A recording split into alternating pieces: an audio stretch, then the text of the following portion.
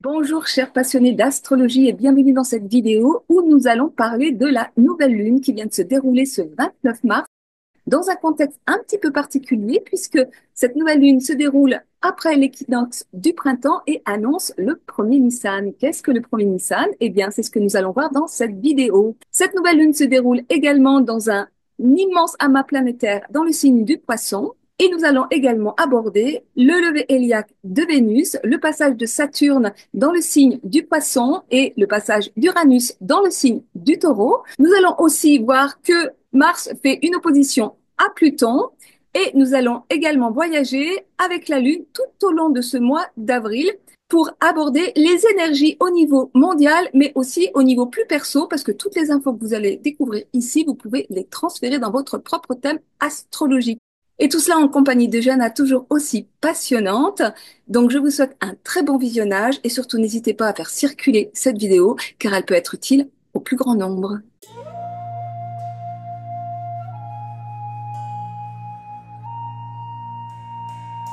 Bonjour Jana. Bonjour Marie. Alors, on va démarrer direct avec cet énorme amas planétaire en Poisson. Qu'est-ce que ça vient nous raconter à ce moment de la nouvelle lunaison? Oui, je vais peut-être montrer la carte de cette lunaison pour mieux illustrer ce qu'on va dire.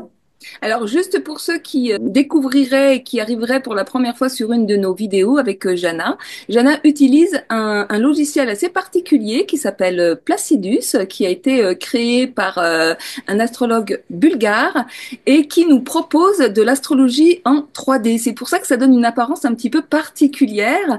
Et du fait de cette approche en 3D, on peut voir des choses absolument incroyables que d'autres logiciels classiques ne permettraient pas de voir.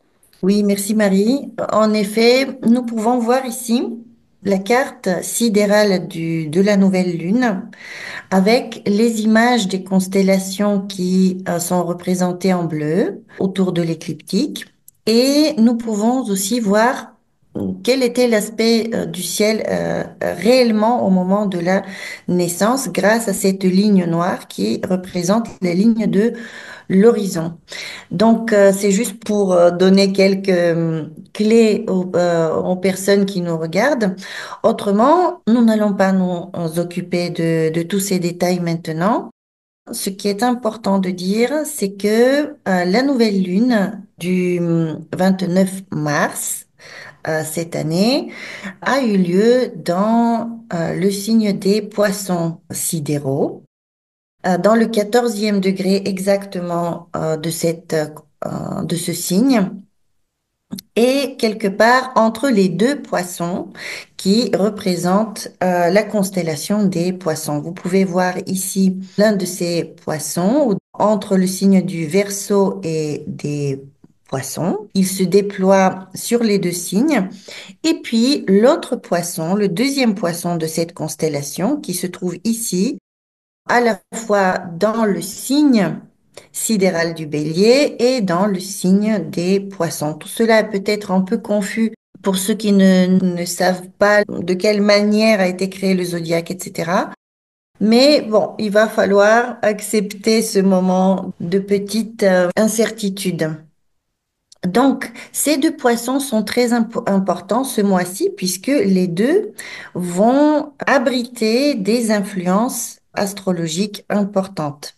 Le premier poisson, il est très important puisque sur son fond, en fait, se trouve une, deux, trois, quatre, cinq corps célestes, notamment Saturne, Vénus, Mercure et puis le Soleil et la Lune qui ont effectué leur conjonction à ce moment-là et dans ce signe-là.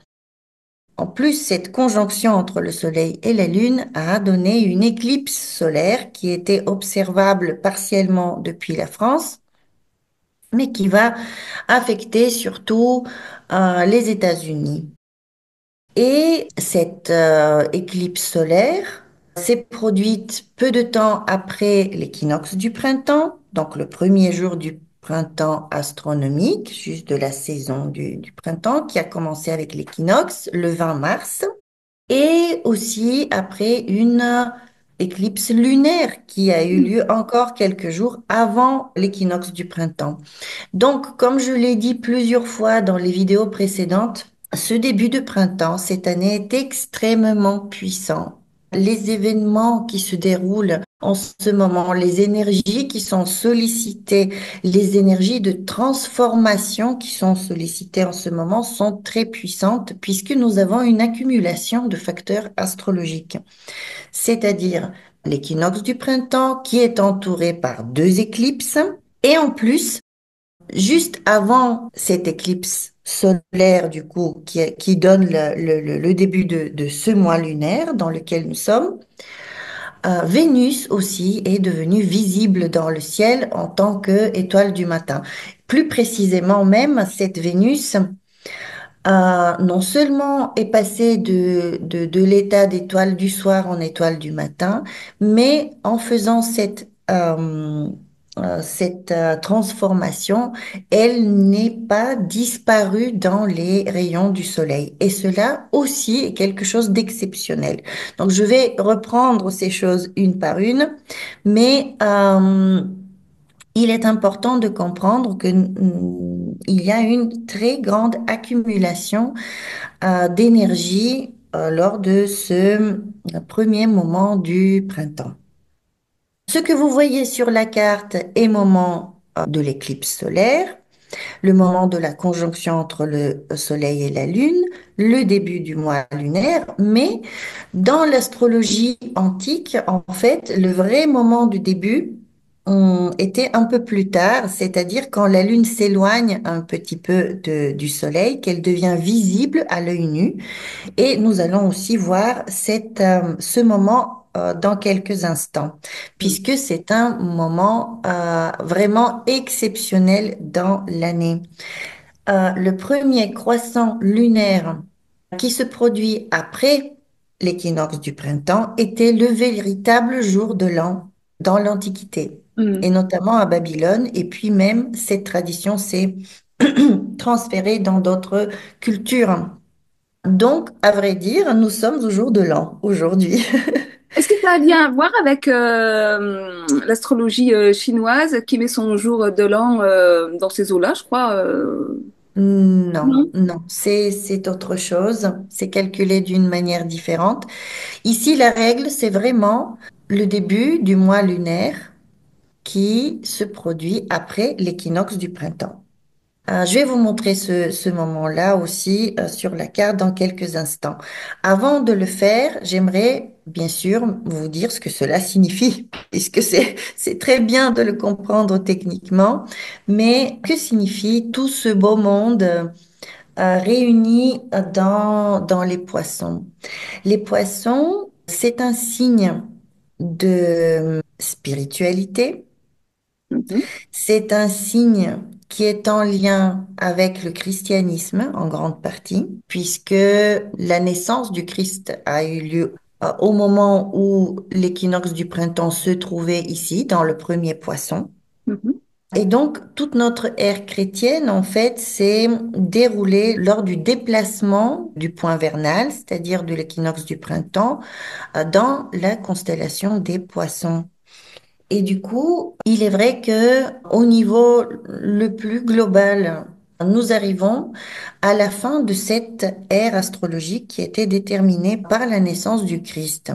Maintenant, beaucoup de choses au niveau de la spiritualité en général seront mises à nouveau sous les projecteurs. Vous savez que nous vivons une crise spirituelle au niveau de toute l'humanité.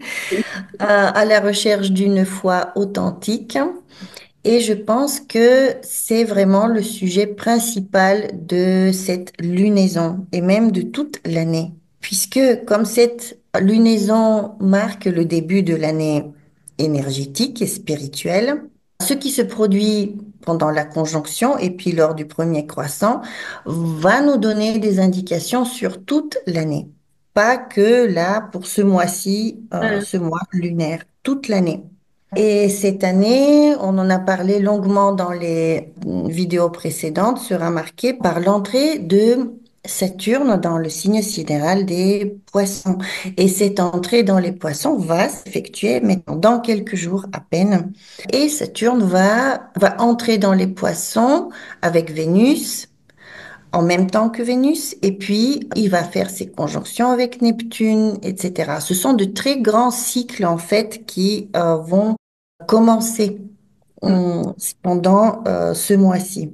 Donc, les poissons sont en lien avec la spiritualité en général, mais ce poisson-là, le poisson qui se trouve entre le Verseau et le signe des poissons, il est spécial, hein.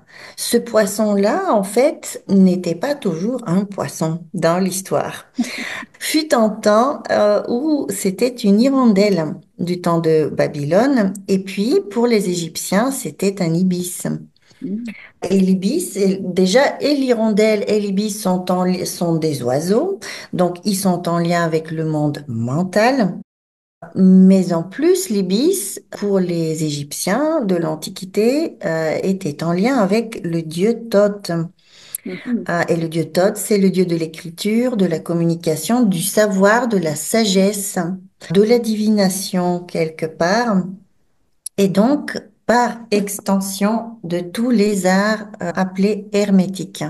La connaissance hermétique, pas dans le sens d'une connaissance enfermée et qui est accessible juste pour des élus, pour certains, ou des initiés plutôt, oui. mais dans le sens qu'elle appartient à cette sagesse venue d'Hermès. Hermès Trismégiste. Alors j'espère, parce que du coup tu prononces le mot, qu'on aura vraiment l'occasion de faire une vidéo sur Hermès, parce que je trouve que c'est essentiel, c'est même fondamental de Oui, comprendre qui était. Alors est-ce qu'on peut dire que c'était un homme ou est-ce qu'on peut dire que c'était une divinité? Enfin en tous les cas, certainement la jonction entre les deux.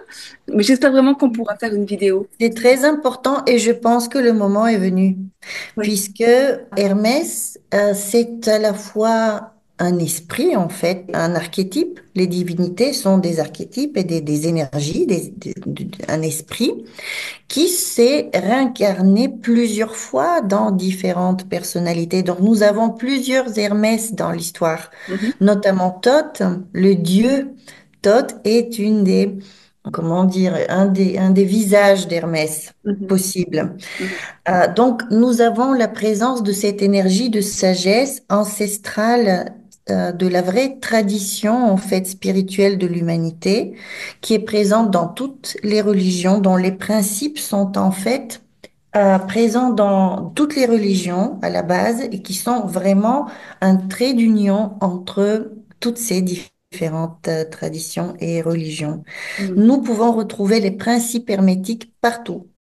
Et c'est vraiment génial dans ce temps où les divisions sont énormes, où les dogmatismes sont très forts des fois mhm, au niveau spirituel, où la perte de foi est très présente aussi.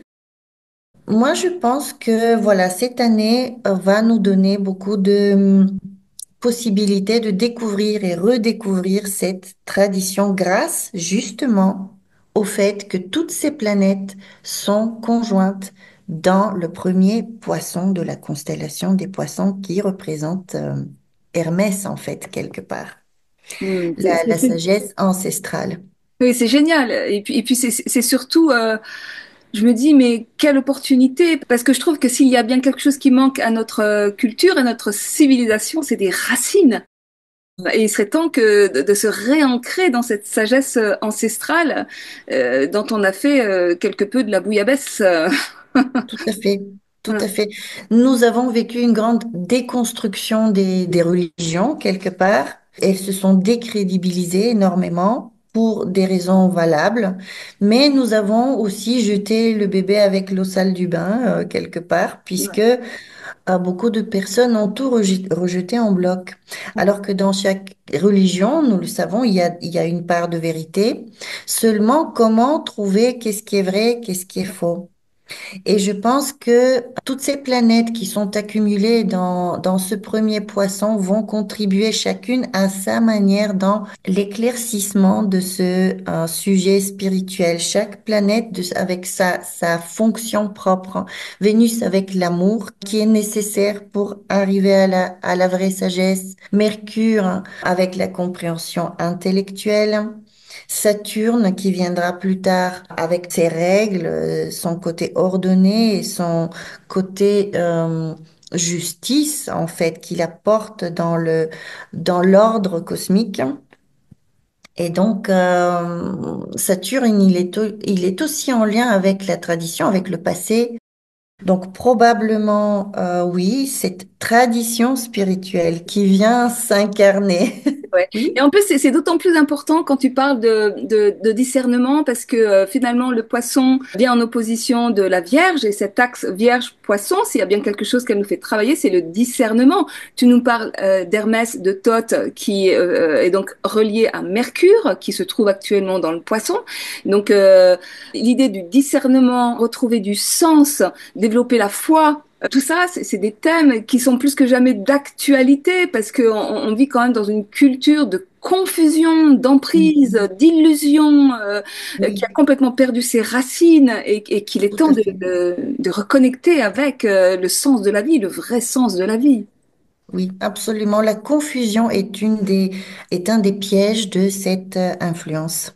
Mm. Parce que nous avons aussi Neptune qui est dans ce signe. Vous savez que Neptune est la planète qui maîtrise le signe des poissons dans l'astrologie moderne. Donc, Neptune va donner cet élan spirituel pour les personnes qui sont prêtes à le vivre. Mais il y a beaucoup de personnes pour lesquelles cela pourrait se traduire par de la confusion, par l'illusion et la confusion. Mercure dans les poissons aussi est censé être en exil et donc normalement, bon, il ne devrait pas être très logique là-dedans et mettre beaucoup de discernement justement. Surtout, il est rétrograde lors du début de cette lunaison. Mercure et Vénus sont rétrogrades. Donc, quelque part, ils sont corrompus dans certaines de leurs expressions. Mis à part le fait que les planètes rétrogrades nous ramènent toujours dans des situations du passé que nous devons revoir, revisiter dans notre vie personnelle. D'intériorisation, en fait, hein. Mercure rétrograde nous invite à nous intérioriser, à aller regarder à l'intérieur. Tout Voilà. à fait. À regarder à l'intérieur, mais nous pouvons aussi avoir tout simplement des situations du passé qui reviennent et pour lesquelles nous avons des nouvelles informations, par exemple, des nouvelles données pour lesquelles nous n'étions pas avertis, nous n'étions pas conscients. Nous devons revisiter ces questions-là. Ce sont des questions concernant nos relations avec Vénus et des questions en relation avec notre manière de penser avec Mercure. Pour le dire grossièrement, voilà, il y a bien sûr plein d'autres possibilités d'expression pour Vénus et Mercure. Mais voilà, à mon sens, cette influence de toutes ces planètes dans les poissons, c'est son expression la plus élevée, en fait. L'expression la plus élevée, elle est au niveau spirituel, au niveau de la connaissance, au niveau de l'avancée spirituelle de l'humanité en général. Et cette avancée spirituelle, elle ne va pas se faire de manière fluide. Il y aura des moments d'épreuve puisque Saturne va entrer dans un signe des poissons. Et puisqu'en entrant dans le signe des poissons, il va aussi quelque part corrompre les choses. Il va nous présenter soit des fausses connaissances, une fausse spiritualité ou alors des interdictions. Quelque chose juste me vient à l'esprit juste à l'instant, c'est qu'il y a à peine quelques jours, j'ai appris que en Israël, par exemple, il y a eu une proposition au Parlement d'interdire de prononcer le nom du Christ, par exemple. De le prononcer, de parler, et surtout si on en parle aux enfants, alors à ce moment-là, il y a prison.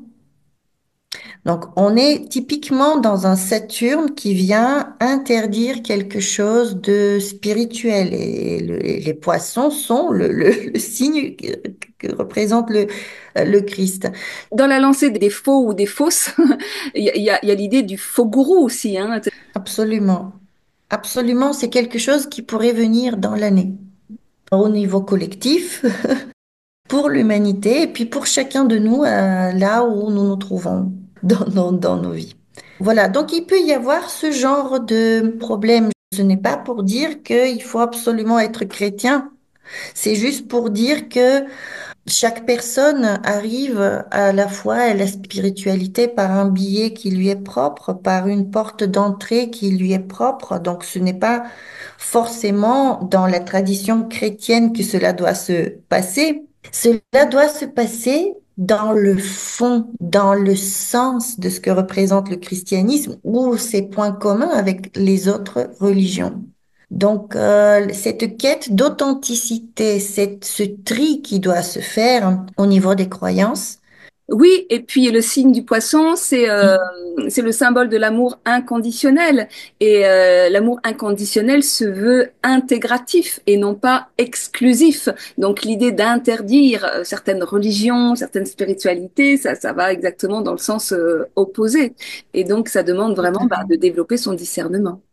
Tout à fait, tout à fait.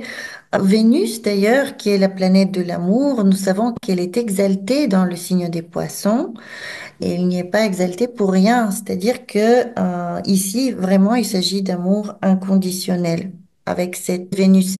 Et ce qui est vraiment magnifique, c'est que Vénus vient d'accomplir sa phase d'immortalité à peine quelques jours avant cette éclipse et avant le début de cette lunaison. Alors, qu'est-ce que Euh, c'est que cette phase d'immortalité? Alors, nous en avons parlé déjà la dernière fois. Peut-être que les personnes qui s'y intéressent peuvent revoir aussi la vidéo précédente. Vénus est la seule planète qui est capable, lors d'une conjonction avec le Soleil, de ne pas disparaître dans son aura. L'aura du Soleil, c'est comme le temple de Dieu. On appelle cela le temple de Dieu. Quand une planète approche le Soleil de trop près, elle disparaît dans son aura, dans le temple. Vénus est la seule et unique planète qui est capable, à un moment donné, sous des conditions spécifiques, d'approcher le Soleil, de former une conjonction avec le Soleil sans disparaître dans son aura et de rester visible tout le temps. Et donc, ce moment se produit quand elle passe de son état cosmique d'étoile du soir, qu'on peut voir après le coucher du soleil, vers une étoile du matin, où on peut la voir avant le lever du soleil. Ce moment peut arriver quand Vénus se trouve vraiment très loin au nord de l'écliptique, du chemin du Soleil. Il faut qu'elle soit très éloignée, ce qui était le cas ces derniers jours. Et donc, nous pouvions voir un coup Vénus le soir, après le coucher du soleil, et juste le lendemain, on pouvait la voir en tant qu'étoile du matin, avant le lever du soleil. C'est extrêmement, enfin, c'est pas extrêmement rare.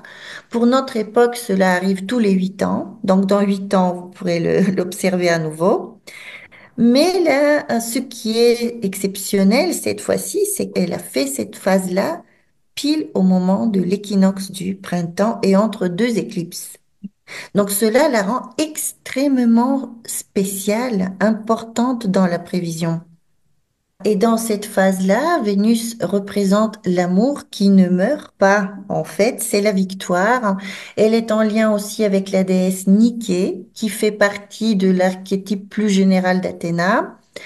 Athéna Pallas, qui est une déesse de sagesse, qui est une déesse, elle est sortie du crâne de Zeus, Athéna.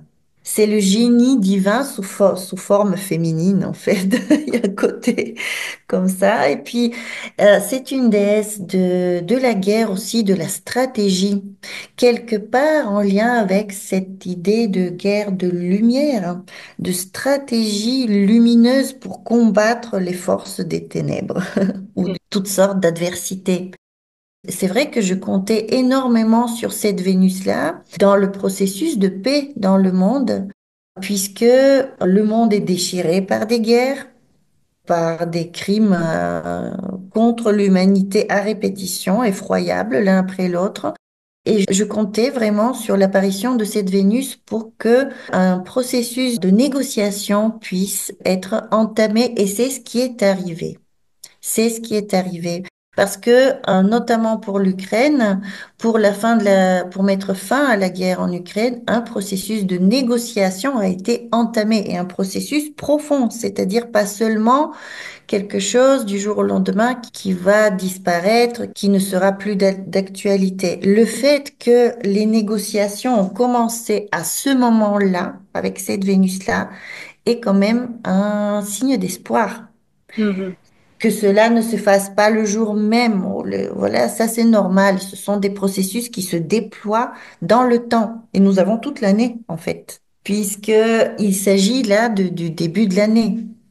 Donc, c'est un vrai espoir. Après, pour être honnête, moi-même, j'ai essayé d'observer Vénus. Elle n'est pas apparue le premier jour. Elle n'est pas apparue de manière très forte et très puissante. Il y a des années où vous pouvez vraiment l'observer. Elle est très brillante. Les choses sont très nettes, très claires. Vous la voyez le soir, vous la voyez après le matin. Cette année, ce n'était pas le cas. Et nous avons eu un petit peu peur avec mes collègues parce que si Vénus n'apparaît pas à ce moment-là, alors qu'elle est attendue et c'est ce qu'elle doit faire, Ouais. alors ça aurait signifié vraiment l'inverse. Ça aurait signifié que le processus de paix est compromis. Et quand on parle de la paix dans le monde, on peut parler aussi de nos propres histoires à chacun, de l'endroit où nous espérons retrouver l'harmonie. Nous espérons retrouver l'entente, nous espérons retrouver une certaine justice aussi, c'est-à-dire que il s'agit d'une paix qui est doublée de vérité, pas d'une paix de surface, mais Ouais. d'une paix profonde qui est doublée de vérité. Ouais. Et la vérité du cœur aussi, Bah oui. puisque Vénus parle de cœur. Donc voilà, elle est apparue malgré tout, notre chère Vénus. Oui, pardon. Oui. Non, c'est parce qu'en fait, parce qu'on en a un peu parlé auparavant, et en fait, les conditions météorologiques peuvent ne pas être favorables à la perception de Vénus, c'est-à-dire qu'elle peut être là, mais qu'on ne puisse pas la voir finalement. Oui, en fait, il s'agit de sa visibilité ou son invisibilité au-delà des conditions météo. Parce que si vous avez des nuages chez vous, lors de l'apparition de Vénus, cela ne veut pas dire qu'elle s'est pas levée. En fait, si elle présente un retard durable, même pendant un temps clair, là, on parle du fait qu'elle se soit pas levée. Moi, je l'ai observé dans des conditions météorologiques limpides. Le ciel était limpide. Mhm. En plus, il faisait frais, donc quand il fait frais, l'air est encore plus limpide. Oui, puis on compare aussi avec les autres pays du monde, qu'est-ce qui se passe. Enfin, il y a plusieurs points d'observation. Et pour le coup, le fait qu'elle ne se lève pas, ça s'est déjà déroulé par le passé et ça a bien Oui, confirmé que ça peut générer des ambiances plutôt favorables à guerroyer. oui, alors j'ai vérifié, ceci est arrivé en 2008. Hmm. Vénus a eu un retard de 40 jours. 40 jours. Un retard de 40 jours. Donc, ceci n'est pas dû, tu vois, c'est pas dû à la météo, Oui, oui. c'est Ah oui. dû à, est-ce qu'il y a, je sais pas, des nuages cosmiques qui passent devant elle, par exemple. Une météo, mais cosmique, à un niveau plus, Ah ouais, tout à plus fait. élevé. On ne le sait pas. Cela peut arriver en dehors de toute théorie, en dehors de tout calcul qu'on puisse faire, cela peut arriver qu'elle n'apparaisse pas. Donc, elle a eu une petite hésitation cette année, mais nous sommes soulagés puisqu'au bout de 2 jours, tout le monde l'avait vue et c'est bon. Voilà, peut-être un processus de paix un peu plus hésitant, mais quand même, elle est bien là, elle est bien avec nous et nous pouvons bénéficier de sa bénédiction pendant toute l'année dans toutes les questions relationnelles, amoureuses, mais aussi en lien avec la maison astrologique qu'elle occupe dans notre horoscope personnel.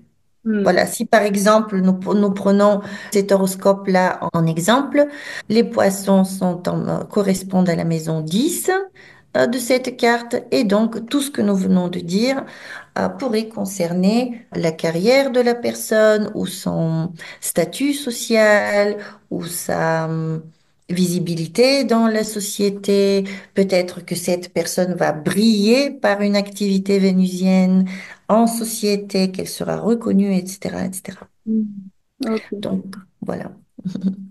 Ok. Est-ce que tu en as fini avec Vénus ou est-ce que tu as encore des choses à dire? J'ai fini pour l'instant. C'était important de le dire puisque nous allons passer au premier Nissan.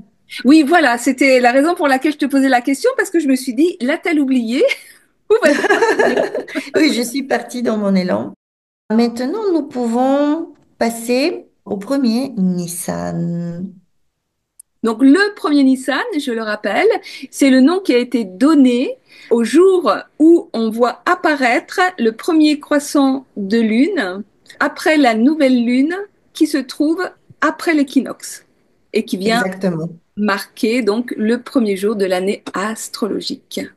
Oui, donc là, tu as enlevé quelques planètes pour donner un peu plus de visibilité, pour mieux comprendre ce qui se passe au premier Nissan, et puis tu les rajouteras au fur et à mesure qu'on en aura besoin dans les explications.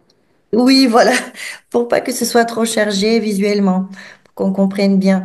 Donc, le moment de premier Nissan est représenté sur cette carte. Donc, ce moment s'est produit hier soir.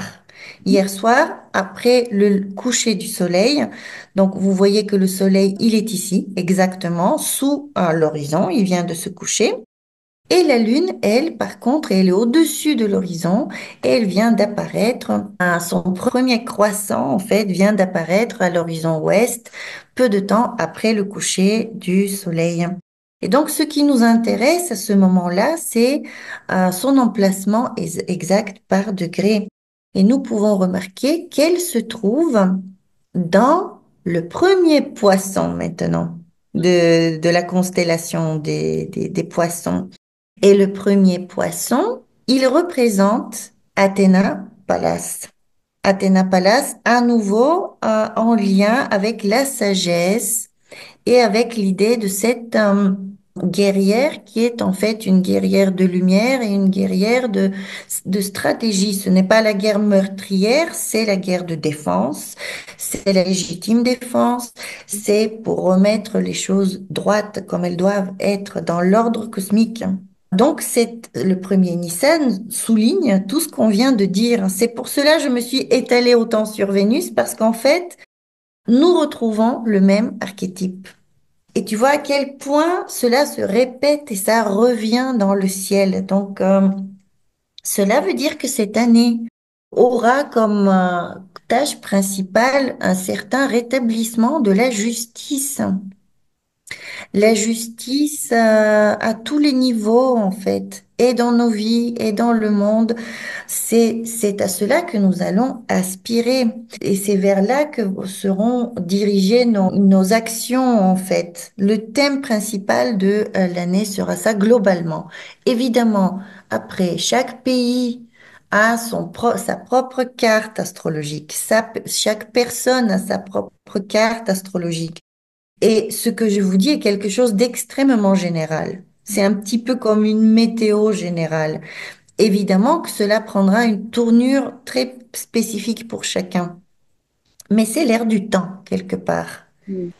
Et donc, vous voyez que la Lune est déjà dans le bélier, donc elle est très dynamique. Il y a le lancement de quelque chose de nouveau et qui est en lien donc avec cet archétype d'Athéna. C'est de tout ce que nous venons d'énumérer précédemment. Et maintenant, si tu veux bien, je vais faire le tour du zodiaque un petit peu jour après jour pour donner les moments clés du déroulement de ce mois lunaire parce que il y aura des événements assez importants de point de vue astrologique. Et nous allons commencer avec le premier de ces événements. Donc là, je vais avancer le temps avec un jour. à la fois avec le pas d'un jour et vous allez voir à quoi va ressembler le ciel, par exemple, le 31, c'est-à-dire le 31 mars, c'est aujourd'hui. Donc aujourd'hui, nous sommes le 31 mars, la Lune est déjà bien avancée dans le bélier.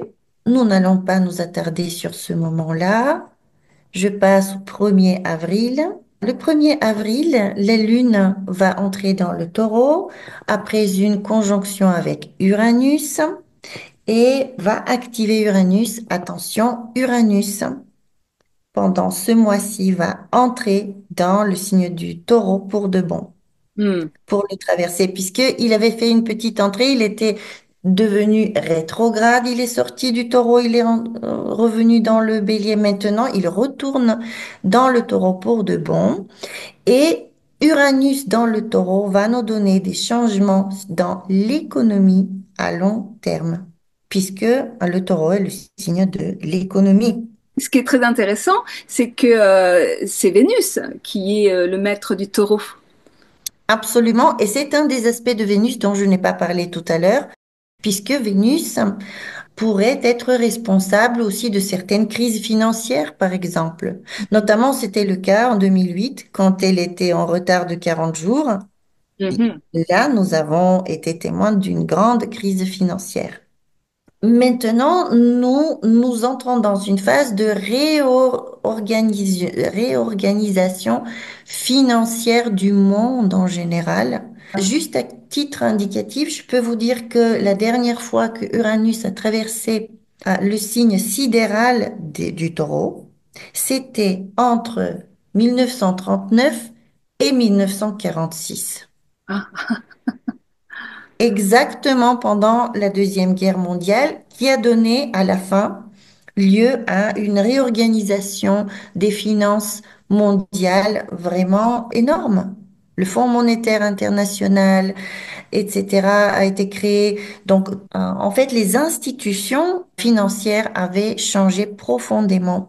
Cela avait commencé avec des moments d'inflation, d'extrême pauvreté, d'extrême inflation au début de la Deuxième Guerre mondiale qui était due à la guerre. Espérons que cela n'arrive pas à nouveau maintenant. Espérons que cela va se faire d'une manière plus favorable, plus douce. Mais vous savez tous que, bon, il est question de réarmement de l'Europe, il est question de dépenses supplémentaires avec des milliards et des milliards des pays. Il est question aussi des BRICS, énormément de cette nouvelle puissance mondiale au niveau de l'économie qui est l'union des pays du BRICS, etc., etc. Donc, l'ensemble de toutes ces influences, de tous ces différents facteurs économiques des différents pays va aboutir certainement à un très grand changement au niveau des finances. Et même, il est question aussi de l'euro numérique à partir du mois d'octobre, etc., etc. Donc, Uranus entre dans le signe du taureau et il sera très important pendant 7 ans. Il lui faudra 7 ans, donc on n'est pas ni dans le premier Nissan de cette année, ni, ni même juste de l'année 2025. Là, il s'agit d'une influence sur 7 ans. Donc, quand la Lune va... juste, Oui, Jana, parce que en fait, Uranus est possiblement lié aussi à l'intelligence artificielle. Là, l'intelligence artificielle est en train d'entrer de façon extrêmement puissante dans notre culture et ça peut même, comment dire, engendrer un changement profond des valeurs. Là, hier soir, je regardais une vidéo qui parlait de la mise à jour de ChatGPT et qui expliquait comment cette nouvelle intelligence artificielle, et en lien avec cette mise à jour, allait éradiquer des millions d'emplois. Tout ce qui est oui, en lien avec tout à fait. le design, l'image, parce qu'en fait, on peut générer tout Mhm. ça de façon artificielle par Absolument. Internet. Ce Et sont des activités vénusiennes, typiquement. Tout à voilà, fait. voilà, artistique, parce que c'est aussi le monde de la Mhm. musique. Parce que maintenant, on peut générer avec l'intelligence artistique, avec Mhm. l'intelligence. Oui. En fait, non, c'est ça le truc, c'est que en fait, l'intelligence artistique, elle n'existe pas selon moi. Elle peut être humaine, enfin la vraie, l'artistique dans le Oui. sens sacré, celle qui génère vraiment du lien, de la reliance avec tout ce qui est Mhm. bon que soit. Hein. Mais en fait, oui, il y a énormément de métiers artistiques en fait qui vont être éradiqués. Oui, c'est possible. C'est possible. Donc, tous ces changements peuvent être en lien avec un Uranus en taureau, tout à fait. Tout à fait. Mais cela aura comment dire, aura des étapes bien définies. Ça va durer 7 ans. Voilà. Donc, il y aura des étapes définies. Et puis, il faut toujours garder en tête que une planète dans un signe, c'est un plan divin, en fait. Derrière cela, il y a un sens et cela nous amène vers quelque chose qui pourrait aussi être positif. Donc, je ne veux pas dire que l'intelligence artificielle est quelque chose c'est que Diabolique. positif. Voilà, ça dépend comment elle est utilisée et Oui, comment elle est utilisée, comme tout dans la vie. ah oui. Je veux absolument pas la défendre en fait, mais juste pour ne pas faire peur aux gens, j'essaye toujours de chercher le sens derrière ces événements-là et de me dire que même si nous ne comprenons pas tout, à un moment donné, forcément, derrière, il y a un plan à long terme, un plan stratégique à long terme. Quelque chose nous attend loin dans l'avenir. Nous nous dirigeons vers cette chose-là et de toute façon, c'est inévitable. C'est Oui, inévitable Oui.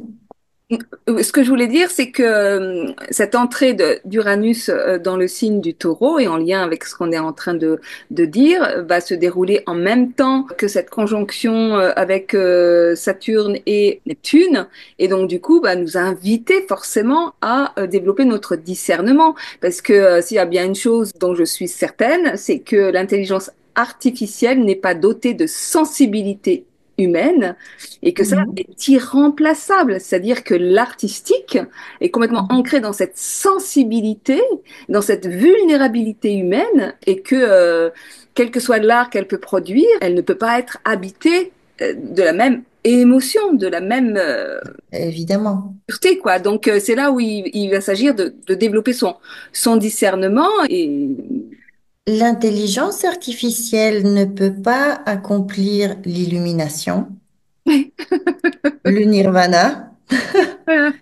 et le lien avec ce qu'on appelle Dieu.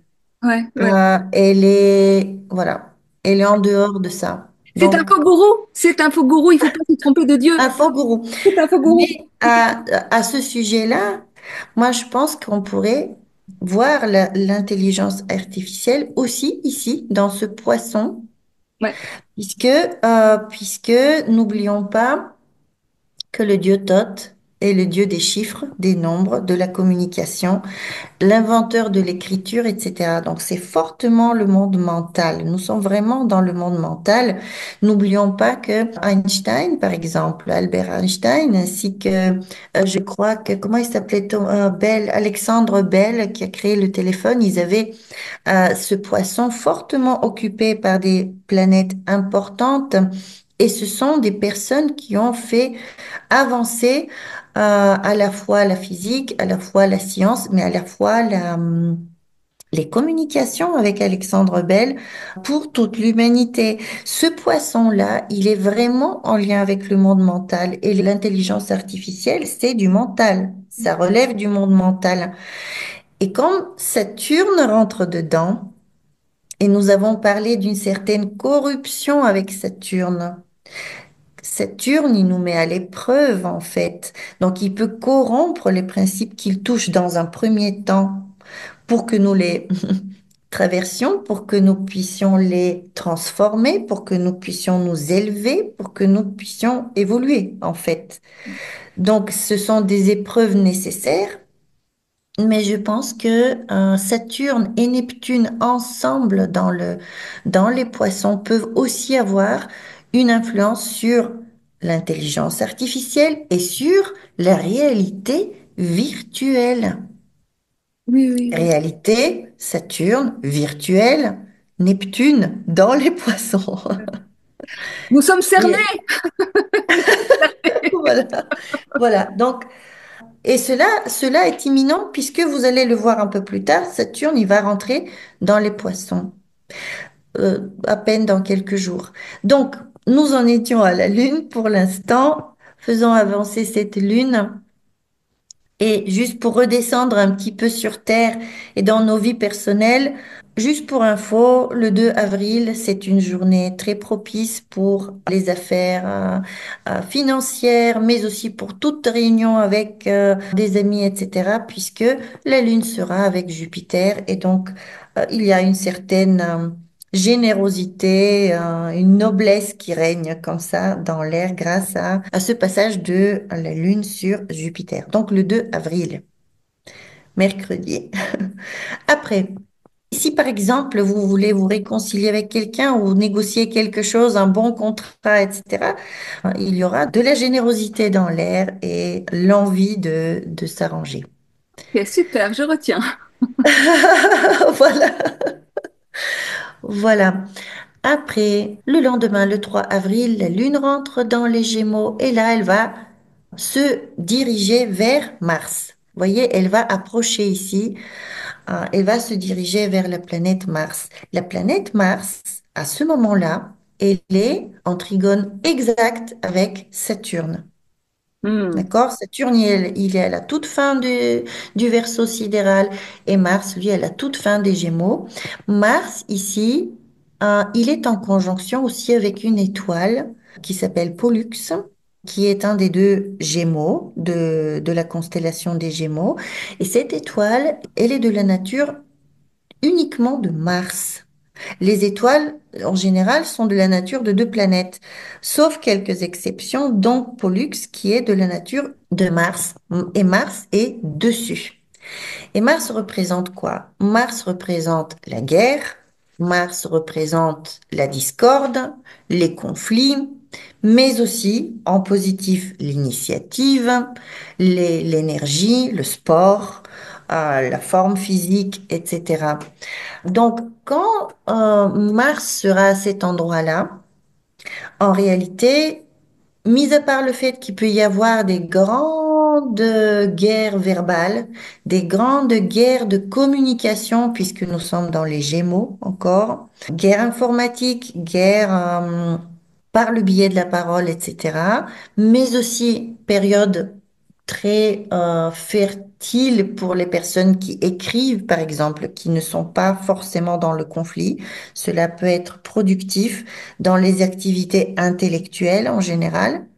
Donc cette énergie-là de Mars, elle sera heureusement tenue en laisse par Saturne. Hmm. Pourquoi? Parce que Saturne envoie le trigone vers Mars et non l'inverse.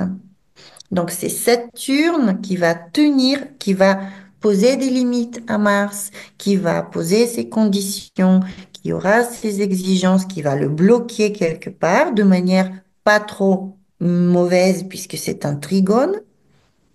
Mais ce Mars est tenu en laisse.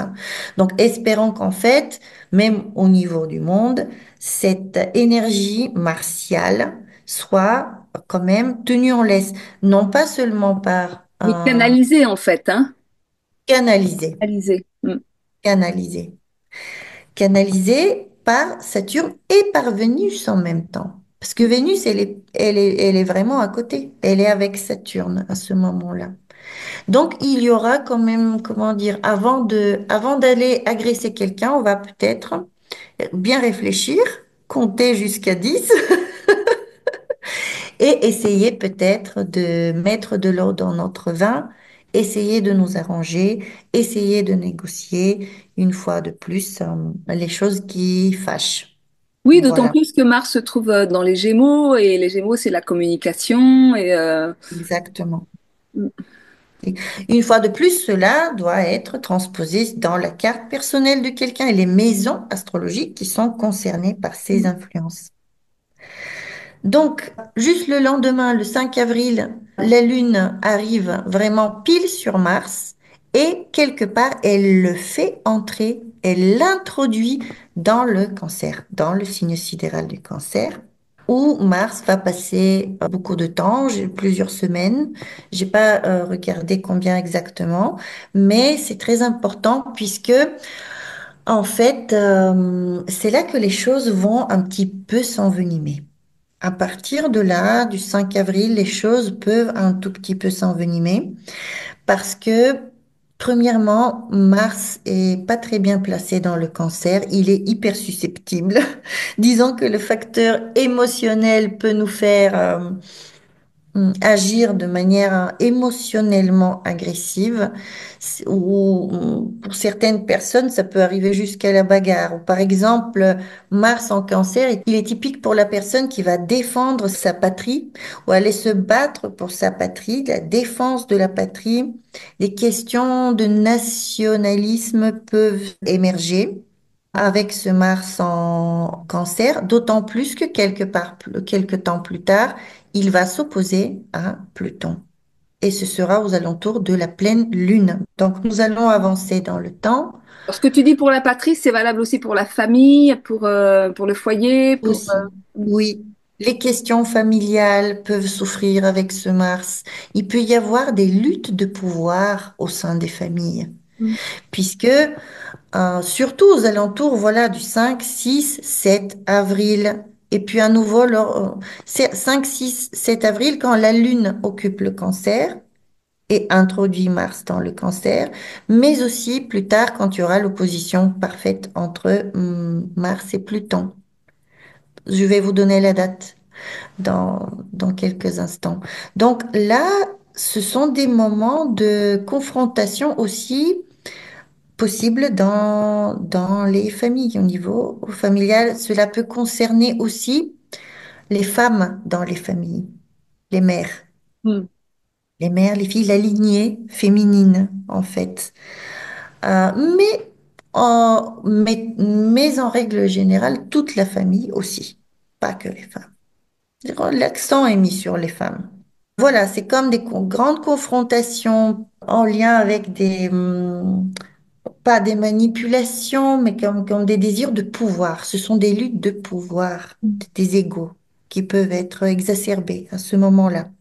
Donc, pour appeler ses proches, il vaut mieux se préparer quand la Lune est avec Jupiter et puis éviter les situations beaucoup trop conflictuelles quand la Lune est euh, dans le cancer, en sachant que ce qui doit être réglé, ce qui doit être éclairci doit l'être. Donc, Parce que finalement aussi, le cancer, c'est aussi le signe du passé, des souvenirs de l'enfance, et qu'en face, il y a Pluton qui est dans le Capricorne, qui vient aussi écrouler les vieilles structures. Donc ça peut être aussi, oui, des formes de libération. On vient, comment dire, euh, crever l'abcès.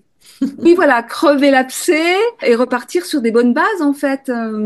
Oui, oui, mais c'est très émotionnel. Ouais, On est vraiment pleinement dans l'émotion là. C'est notre sécurité émotionnelle en fait voilà, qui est concernée ouais, aussi, qui ouais, pourrait être menacée. ouais. Voilà. Et au niveau des pays, c'est pareil. On pourrait se sentir menacé en tant que peuple, en tant que pays, en tant que voilà. D'où cette flambée éventuelle de nationalisme avec un S, Mm. différentes Mm. sortes. Ouais, Mais aussi peut-être une défense légitime. Donc, vous ouais. voyez, on ne peut pas être trop noir ou blanc et dire qu'une seule chose est possible, parce que ce qui est de la défense pour les uns, c'est de l'agression pour les autres. Et ce sont des rencontres, donc ça dépend qui, envers qui fait quoi. Oui, puis toujours à remettre dans le contexte de Oui. la charte de chacun. Voilà, voilà. Donc, c'est la thématique est là. Après, la gestion de cette thématique, elle est propre à chaque pays, chaque être humain, chaque famille. Donc, vous voyez qu'à ce moment-là, Saturne, ça y est, il est dans le premier degré aussi des poissons. Avec Vénus, ils sont ensemble, dans le même degré. Vénus, c'est comme si, Vénus, elle est rétrograde, c'est comme si elle était retournée chercher Saturne pour le ramener dans les poissons avec beaucoup de douceur, puisque on a vu à quel point elle est puissante en ce moment. Donc, heureusement, il y a une forme de sagesse en même temps qui est possible grâce à cette planète. Moi, je Grâce à l'attends cette... avec tellement d'impatience, cette entrée de Saturne dans les poissons, parce qu'alors 5 ans de Capricorne et de Mhm. Verseau, comme tu nous expliquais, hein, c'est-à-dire que dans ces deux signes, il est à trône, donc il est puissant, Mhm. et donc il nous emmerde à fond. Enfin, je sais pas vous, alors moi, mais alors j'en ai soupé. Oui, oui, oui, oui, c'est vrai. Oui, c'est vrai que Saturne, quand il va rentrer dans les poissons, les thèmes saturniens vont souffrir. Par contre, parce que tout ce qui est trop structuré, en fait, tout ce qui réclame, qui demande de la structure, va souffrir un peu. Parce que ben, certaines institutions, par exemple, peuvent se désagréger. Surtout quand Saturne va arriver proche de Neptune. Parce que c'est de la dissolution. Les poissons et Neptune, c'est de l'eau, c'est de la dissolution. Et Saturne, il veut de la structure. C'est comme si on essayait de bâtir je sais pas, un gratte-ciel super, voilà, en pleine mer. Et ça, c'est Ben, génial en fait, parce que dur. les institutions, elles doivent devenir plus humaines. Elles doivent à un moment donné Oui, accepter de dissoudre leur structure trop rigide, parce qu'aujourd'hui, les institutions sont complètement inhumaines. Elles ne vivent même plus c'est clair, dans le c'est présent. clair, Enfin, tout à c'est fait. juste une horreur, quoi. Oui, oui. Et même l'Europe, en règle générale, Ah oui? l'Europe qui est une idée en soi magnifique. Ouais, Voilà, on veut tous être, ouais. vivre sans frontières, être unis, vivre comme des frères et des sœurs. Sauf que c'est pas ça qu'on observe, c'est pas ça qu'on voit. On voit au contraire une rigidité dictatoriale extrême. Ouais. Et donc, ce type de structure pourrait se dissoudre et il peut y avoir de la dissolution à la fois et puis de la réorganisation des structures, peut-être à un niveau supérieur même, Mm, qui sera possible dans un deuxième temps. mm, Et il nous faut dans un premier temps de la destruction quelque part. Il peut y avoir une phase destructrice comme ça avec ce Saturne et il peut y avoir des inondations, des choses comme ça. mm. Malheureusement, qui vont faire appel à notre humanité, à notre fraternité, etc., etc., Notre cœur. à notre cœur. Donc, avançons dans le mois lunaire, la Lune sort du Cancer et rentre dans le Lion sidéral le 8 avril. Il n'y a pas de configuration spéciale à ce moment-là. On va la faire avancer un petit peu jusqu'au moment où elle va entrer dans la Vierge et où elle va approcher vers la pleine Lune, vers sa phase de pleine Lune. Voilà, cela aura lieu le 12 avril. Le 12 avril, pleine Lune en Vierge. Donc, la pleine Lune en Vierge nous demande du discernement, nous demande une attention particulière aux détails, au travail, à l'hygiène, à la propreté, à une forme de d'hygiène, comment dire, le principe même de la pureté, en fait, dans tout ce qu'on fait, le discernement, le mettre de l'ordre dans les choses, d'être au service aussi des autres dans les petits détails nécessaires pour servir les autres aussi, de s'appliquer et de ne pas sombrer dans le perfectionnisme qui va nous faire perdre notre sommeil et nous dévaloriser à outrance. Ça, c'est le piège de la Vierge. Mais ce qui est intéressant avec cette configuration-là, c'est que juste le lendemain, je vais avancer le lendemain de la pleine lune. Il y a avec la Vierge aussi peut-être un appel à aligner la pensée, la parole et les actions. Parce que la Vierge, c'est vraiment ça, avoir de la cohérence. Et peut-être avec cette pleine lune, prendre conscience. Ben, disons que la Vierge est surtout un signe de terre gouverné par Mercure, donc par l'intellect. La fonction la plus importante de la Vierge, c'est vraiment l'intellect, la raison, être raisonnable, avoir du bon sens, et de l'appliquer à la vie. Et en l'appliquant à la vie, en effet, il faut s'aligner avec ses actes, c'est clair. Hmm. Voilà. Et c'est bien de s'aligner. Avec un soleil vierge, je ne pouvais pas dire ça parce que c'est même tout le sujet de ma chaîne vidéo Vivre en amour avec la vie, c'est chercher à avoir du bon Mhm. sens et une cohérence avec les lois de la vie. Oui, oui, c'est ça. C'est ça. Mais la Vierge est un signe vraiment de purification, de pureté, de peaufinement, de faire ce tri nécessaire par le biais de la raison, par le biais du discernement, et puis voilà, de rendre les choses parfaites. C'est ça. Quelque chose à laquelle nous n'arrivons jamais. Donc, C'est ça aussi, c'est pour ça que je me soigne. c'est ce que nous dit le poisson en face, c'est que nous Ouais. n'arrivons jamais puisque nous sommes dépassés en fait par le plus grand que soi. Ouais. Mais moi j'ai de la chance parce Et- qu'en fait j'ai Jupiter en face, hein, donc j'ai mon Soleil en Vierge et j'ai Jupiter en face. Mhm. Mais Donc tu vas vivre voilà, cette opposition intérieure, tu vas la vivre sans doute au moment de la pleine lune, quelque part. Voilà. Et puis, qu'est-ce qui se passe après? Le 13 avril, allez,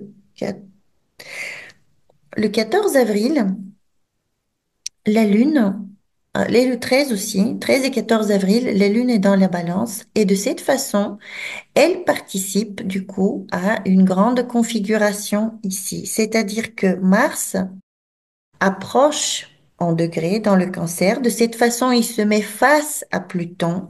Cet axe-là est activé, on vient d'en parler il y a quelques instants. Et quand la Lune arrive dans la Balance, elle forme un carré avec Mars, un carré avec Pluton. De cette façon, elle active l'opposition.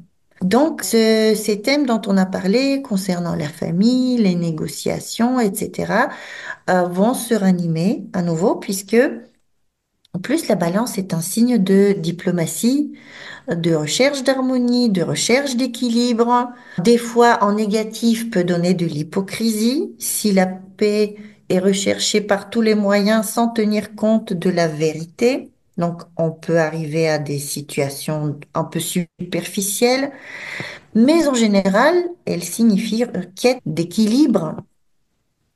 Donc, c'est un moment charnière où quelque chose concernant ces questions familiales, etc., il y aura des actions nécessaires, des décisions nécessaires à prendre, passer à autre chose, éclaircir des situations, etc. C'est la fonction des aspects dits difficiles, les carrés, les oppositions, ils nous poussent à l'action.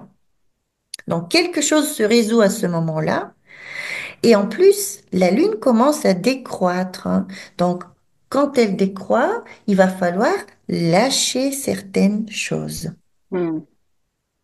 Et du passé, et du mois en cours, et de certaines situations. Commencer à terminer ce qui a été commencé dans la première partie du mois lunaire.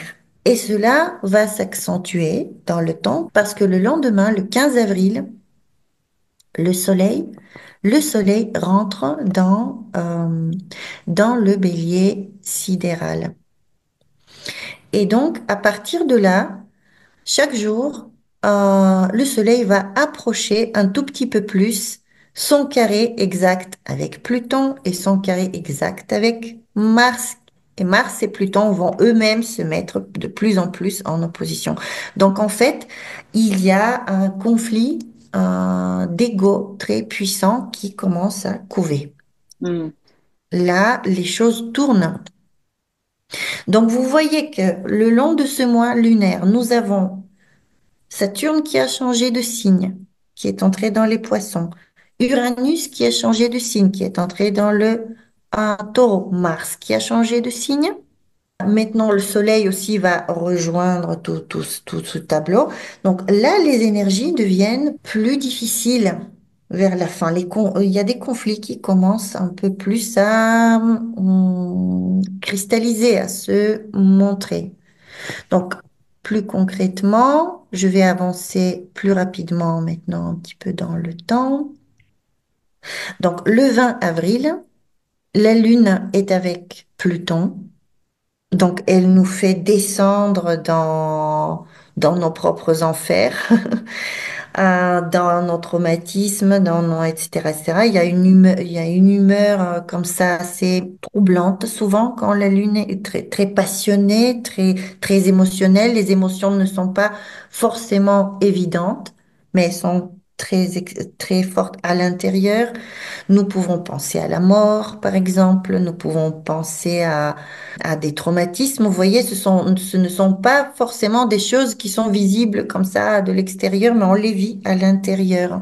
Et cela est en opposition avec Mars.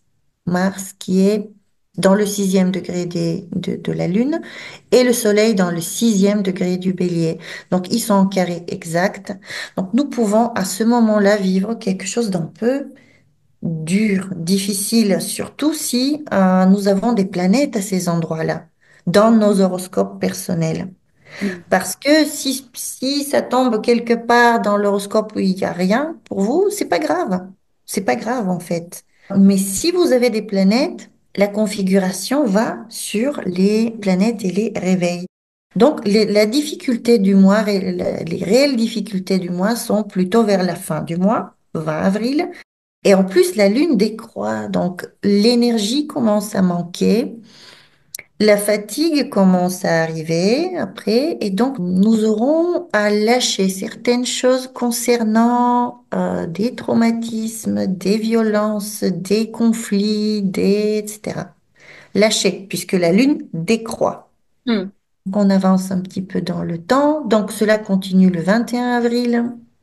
Et puis, vers la toute fin du mois, pardon, le 23 avril par exemple, regardez, Pluton est à 9 degrés, Mars est à 8 degrés, le Soleil à 9 degrés. Donc nous avons une configuration presque parfaite Mm. dans le ciel, un carré en T, ça s'appelle. Et tout cela à la veille de la nouvelle lunaison en Bélier, qui est gouvernée par Mars. Mm. Donc en fait, c'est là que les choses deviennent plus dangereuses, violentes, etc. Il y a un potentiel en fait, il y a un potentiel destructeur. Il faut passer à autre chose, se battre pour autre chose, s'imposer éventuellement selon ce qu'on doit faire dans notre vie ou se défendre ou voilà. Mars et Pluton, ce sont des adversités fortes. À ce moment-là, où est Vénus? Où est l'aide? Vénus et Jupiter. Vénus est devenue directe. Vénus est avec Saturne. Vénus est dans les poissons à nouveau. Elle est à nouveau puissante. Elle est toujours puissante en fait. Et en plus, elle arrive vers son élongation maximale par rapport au Soleil, c'est-à-dire sa puissance maximale là où elle est directe. Elle a un mouvement direct. Donc, elle va malgré tout apaiser les esprits, cette Vénus. Et toutes ces planètes qui sont dans les poissons seront quand même en trigone avec Mars dans le cancer. Mm. Donc cette histoire de maîtrise de l'énergie, canalisation de l'énergie, nous la retrouvons à nouveau avec un beau trigone et donc la possibilité quand même de canaliser les choses pour Mm. pas que ça devienne vraiment trop dur. Voilà, et nous arrivons à la fin de ce mois lunaire, le 24, 25, la lune passe dans les poissons, revisite toutes ces questions spirituelles, etc., dont on a parlé, mais c'est déjà, l'énergie n'est plus là. Nous devons passer à autre chose, nous avons appris la leçon et nous passons à autre chose avec une nouvelle lunaison dans le bélier qui aura lieu le 27 avril. Bon, bah écoute, c'était un beau voyage que tu nous as proposé là, Jana. Très intéressant, très passionnant comme d'hab. Vraiment, merci, merci. Bon, pour une fois, c'était un petit peu moins préparé que d'habitude, hein. On a plongé un peu dans l'impro parce que vu que ce premier Nissan était très intense, et ben dans nos vies, ça s'est aussi manifesté de façon très Voilà. intense. Et on s'est dit, bon, écoute, hein, voilà. de l'impro. Oui. C'était génial. Ton dernier mot, Jana, pour cette vidéo? Rien de plus. Juste, je vous remercie et je vous souhaite vraiment le meilleur pour cette nouvelle année, du coup. Voilà. Super. Eh ben, écoute, on se donne rendez-vous le mois prochain pour la nouvelle lunaison.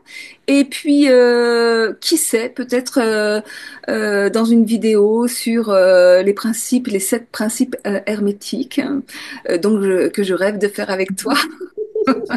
Mais enfin, On il y en va a. le faire. Le moment est venu. Ouais. Voilà. Ok. Je vous dis à bientôt. Merci pour votre écoute. Merci d'être resté jusqu'au bout parce que ça vaut le coup. Merci, Merci, Jana. Marie. Ouais. Merci à toi. On recommence.